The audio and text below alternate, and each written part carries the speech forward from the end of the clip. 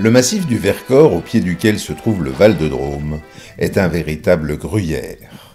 Il est parcouru de centaines de kilomètres de galeries souterraines dont, à vrai dire, on sait bien peu. Depuis des décennies, des spéléologues s'enfoncent dans des grottes s'efforçant de cartographier les itinéraires qu'ils ont empruntés. Mais il faudra des dizaines de générations au moins pour qu'on y voit un peu plus clair dans cet incroyable réseau.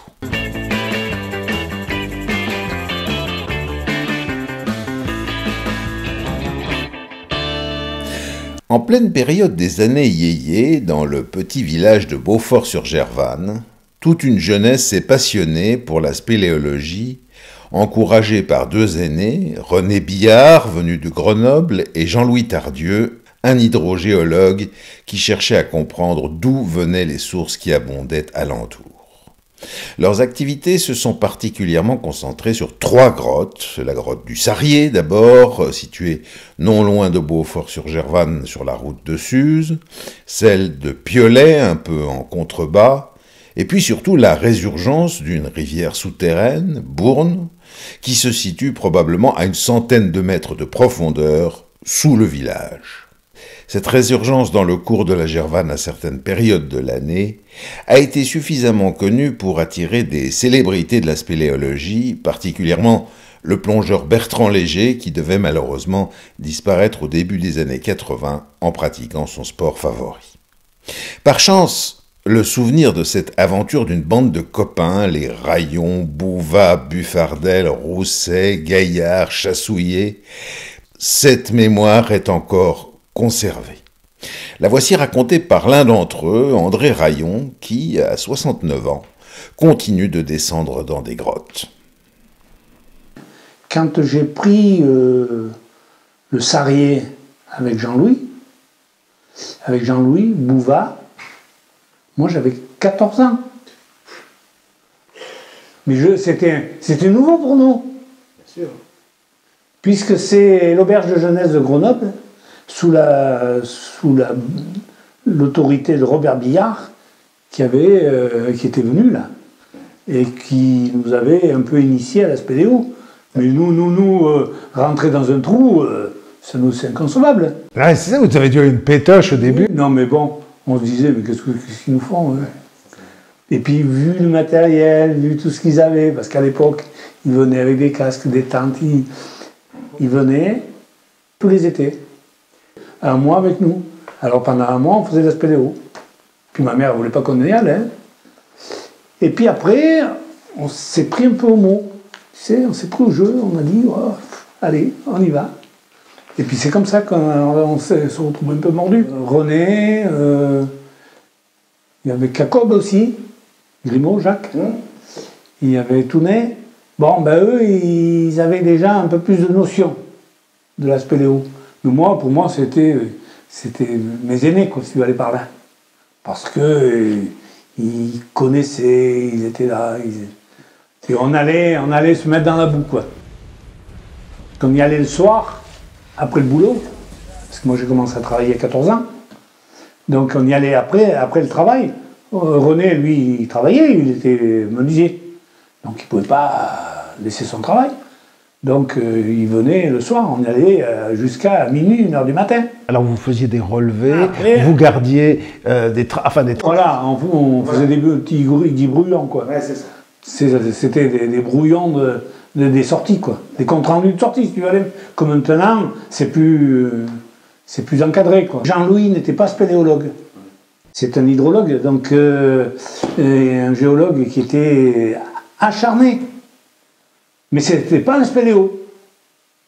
Lui, c'était les courbes de terrain, l'eau, d'où elle vient, tout. Mais sous terre, il était perdu. Mais c'était un livre, hein, lui, quand tu l'écoutais, c'était un livre. Moi, avec Robert, on s'entendait très bien parce qu'on aimait tout ce qui était première. Qu'est-ce qu'on entend par première? C'est des endroits où personne n'est allé. Hein. Comme là, ici, quand on a découvert ça avec Robert Billard, tous les deux, mais on était fous comme des gamins. On était tellement excités qu'on irait passer la nuit. Parce que c'était grandiose. Tu cours là-dedans. Ah ouais. Ah ouais. Tu vois? Mais attends, en fait, lorsque tu dis on est les premiers à y être arrivés, t'en sais quoi? Non. Pourquoi? Pourquoi? Parce qu'il y a des plans qui sont officiels, entre guillemets? Non, non, non. À partir du moment où tu débouches dans un boyau, dans une galerie, là, c'est suite à l'explosion de... C'est parce que vous aviez du produit. Ah oui, d'accord. Nous avions du produit et on avait des techniques de tir en microcharge. Parce qu'on ne tire pas comme... on ne fait pas tout péter. On tire 3 grammes. C'est même pas la valeur d'une cartouche. Ouais, c'est ça. Mais il y a des techniques bien précises à savoir pour que ce soit efficace. Mais on ne fait pas tout casser. Non. On casse un bloc qui est gros comme ça. Des fois, ça suffit pour passer. Pour passer, oui. Lorsque vous faites sauter, ça veut dire que vous êtes sûr qu'il y a quelque chose après, quoi. Non. Non, des fois, vous faites sauter pour rien, quoi. Des fois, on fait... C'est pas qu'on fait sauter. On fait une désobstruction pendant des jours, des mois. En cherchant où ça peut... Il y a le courant d'air. S'il y a du courant d'air, c'est qu'il y a du vide derrière. Et des fois, on met le feu. Comme ça, on voit l'aspiration de l'air ou l'aspiration de la fumée, ça va. Oui, c'est ça. Si tu as du courant d'air ou de l'aspiration, si tu as de l'aspiration, la fumée elle rentre. En somme, là où on vit, ici, c'est un gruyère. Moi, j'ai fait beaucoup de spéléo dans le Vercors. Tu as des grands puits, tu as la Luire, tu as Chorange, tu as des grands gouffres. Mais encore maintenant, je suis avec un club de Grenoble, ils font des trucs énormes, énormes.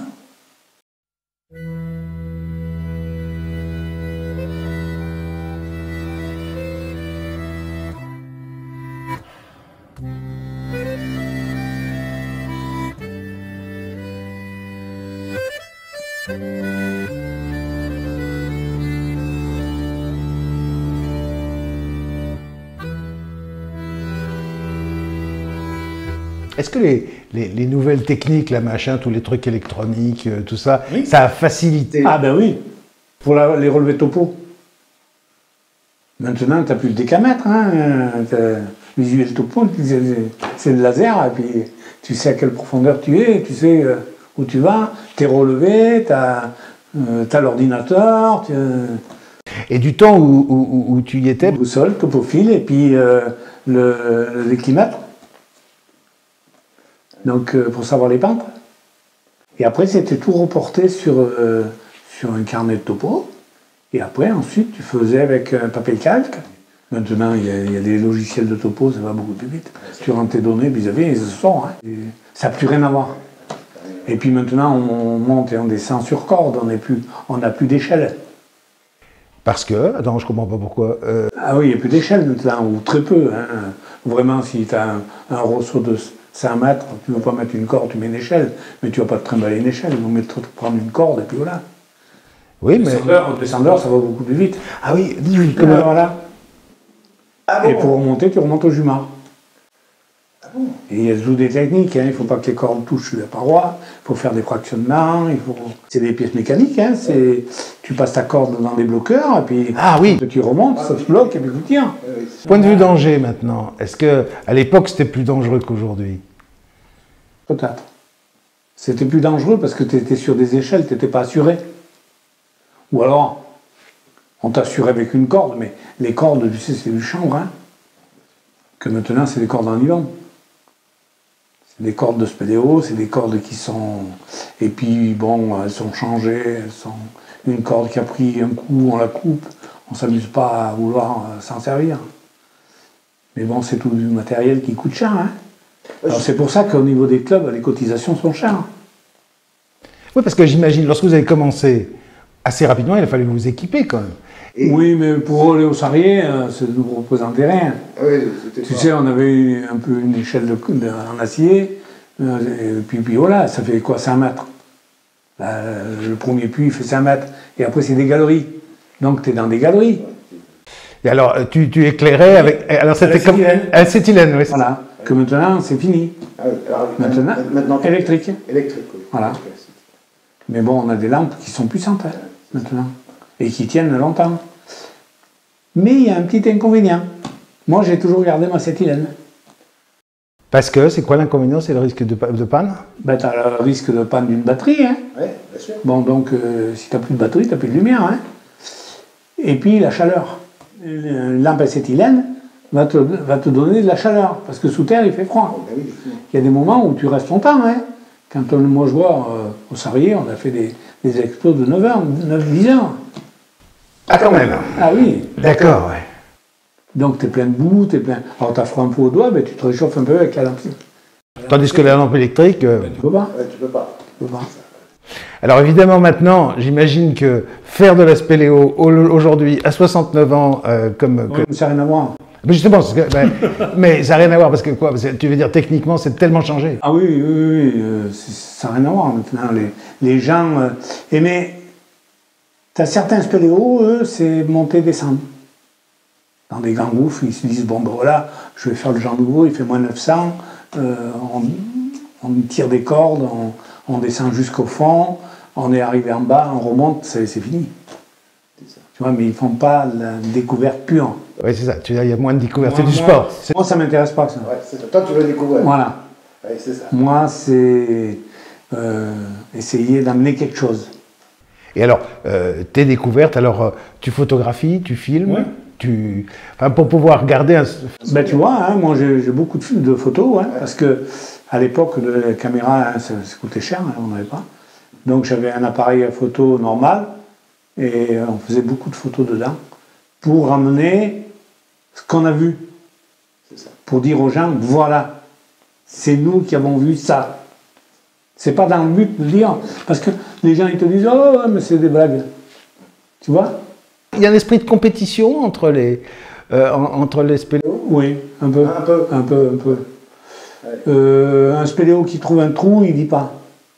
Ah bon? Non. Oh, c'est con ça. Il le dit à son club, mais voilà, ça reste club. Ah, voilà, c'est ça. Et oui, sinon on fait moins de 200, moins de 300. Attends, on se garde la première. Parce que ici, par exemple, dans le coin, Il n'y en a pas. Oui, il n'y en a pas. Voilà. C'est Si, il faut aller sur Sous. À Sous, il y a des gros trous. Tu prends le trou du diable, il descend à moins 170. Tu vois? Mais bon, mais là, c'est dangereux, quoi, parce que c'est des galettes, et donc, faut pas toucher, quoi. Tu descends dans le puits, mais c'est des galettes les unes sur les autres. Si tu touches une galette, il t'en tombe un top gros. Ouais. Tu tombes un mètre cube. Tu as des professionnels maintenant, qui emmènent des enfants, qui emmènent des gens en tant que guide. Mais ça n'a rien à voir avec la spéléo que je fais, moi. toi, c'est déjà plutôt de la performance, quoi, quand même. Nous, c'est la découverte qui nous cherche. Ouais, c'est ça. C'est la découverte qu'on recherche. Mais alors, lorsque tu te dis, là, faudrait aller voir, parce que quand même, là, je me dis, il y a un truc peut-être. D'où ça vient? Ça vient du... L'instinct. Tu passes à côté d'un trou. Tiens, regarde, là, je ne veux pas le dire, mais là, on est sur un trou où on a commencé, où un chat, il ne pouvait pas rentrer. Tu veux bien me passer ma tablette?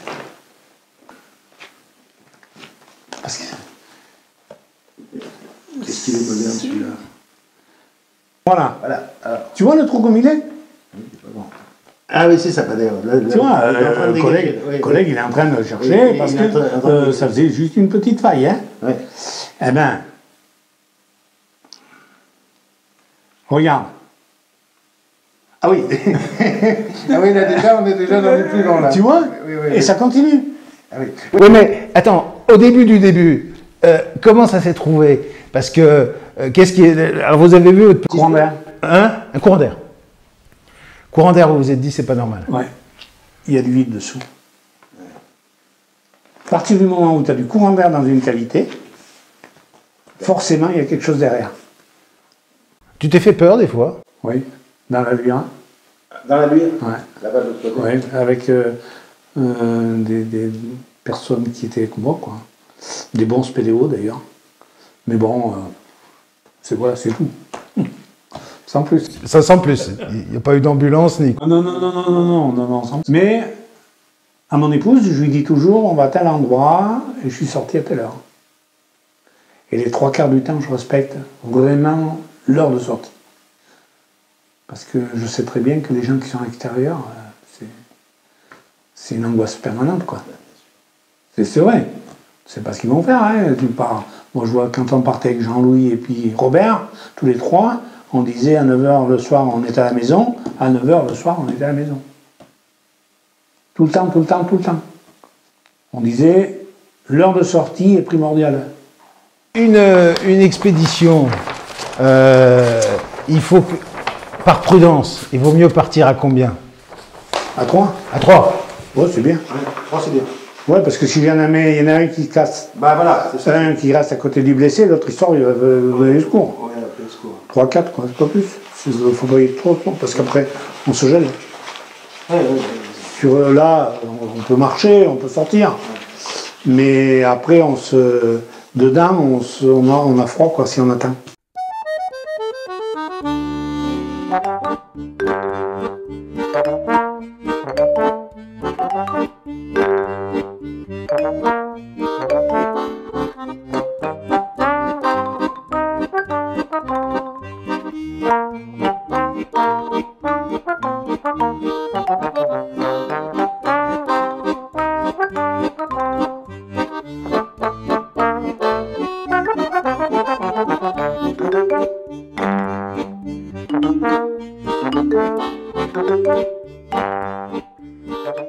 Aujourd'hui, qu'est-ce qu'on sait du Sarrier? Ça remonte jusqu'où? On a une idée? À l'heure actuelle, topographié dans le Sarrier, on est à 1 km 300. C'est-à-dire que toutes les galeries sont topographiées. Et quand on rajoute morceau après morceau, on arrive à une distance de temps.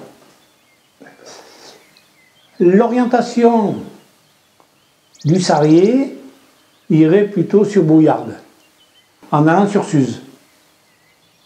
À l'heure actuelle, on se retrouverait sous les cabanes, là. Tu sais, les petites maisons qu'il y a, on se retrouverait dessous, là.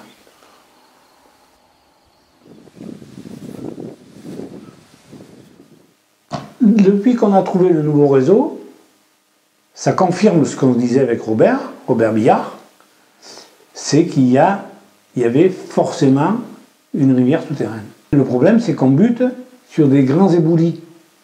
Donc si on arrive à traverser par X moyens, après, des fois, on arrive sur une autre galerie derrière qui n'est pas effondrée. Toute cette partie bleue est noyée. Toute la partie rouge que tu vois là, elle est fossile. Donc il n'y a plus d'eau. Pourquoi? On monte à plus de 17 mètres de l'entrée. Il y a une cheminée ici qui monte, et donc les gens ils montent là, et après ici à l'intérieur, c'est que des conduites forcées. Mais en bas, à l'heure actuelle, c'est tout noyé.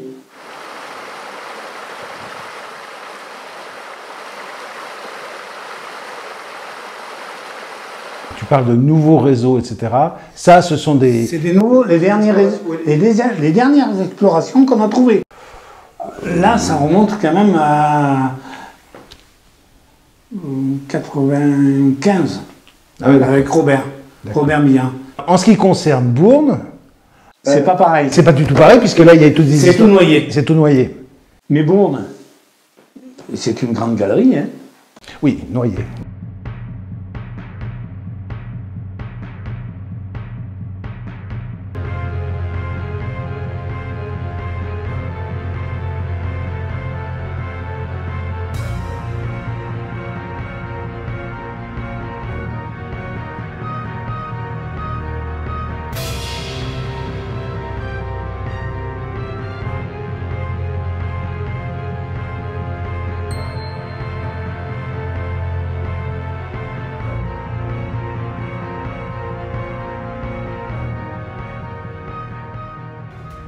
Lorsque vous avez commencé à faire Bourne, est-ce que, par exemple, la raison pour laquelle les Grenoblois ici sont intéressés, c'est qu'on en parlait, ça devait être connu d'une manière... Non, mais tu sais, les spéléos, dès qu'il y a un trou... Oui, mais comment ils savaient qu'il y avait un trou là? Ben parce que par Jean-Louis. Par Jean-Louis Tardieu. Aujourd'hui, on irait où si on arrivait au bout de là où Bourne, on sait où c'est. L'Anchatra. L'Anchatra, sous Plante Bay. Oui. La seule topo que j'ai à l'heure actuelle, on arrive sur le plat des choux, là où il y a eu l'effondrement. Et d'après les comptes rendus des plongeurs, il y aurait une grande salle. Il y a une salle qui est noyée et avec un effondrement. La bouche au Gourdeluc, ça monte sur les poignets, ça monte au col, tu vois, ça traverse. Ici, c'est la doline 405, l'effondrement. Tu as des endroits favoris?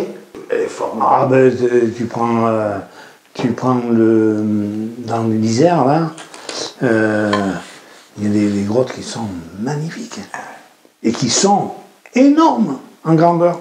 Tu passes avec des voitures. Tu prends le Gournier, la grotte de Gournier, on passe en bateau. Tu es attaché, hein? Des bateaux gonflables. Oui, un bateau où on y va dessus. On passe le lac. Après, on a une petite escalade à faire. Il y a une main courante, on se tient, on est équipé avec des baudriers, on se longe, on s'en avance. Et après, une fois que tu as passé la lucarne, mais mon pauvre, tu tapes 2 km sans toucher les bords. Hein. C'est énorme. Énorme. Et puis c'est beau, quoi. C'est splendide. Tu trouves des draperies, tu trouves des trucs.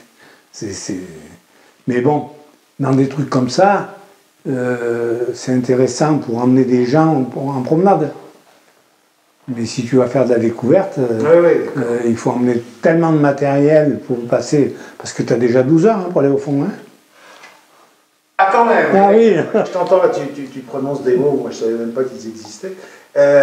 C'est toute une science, enfin je veux dire, c'est une science compliquée, là, c'est du point de vue de ce qu'on doit savoir, d'un point de vue théorique. Non. Il faut être avec un bon guide, mais un bon guide qui ne s'écoute pas parler. Tu vois?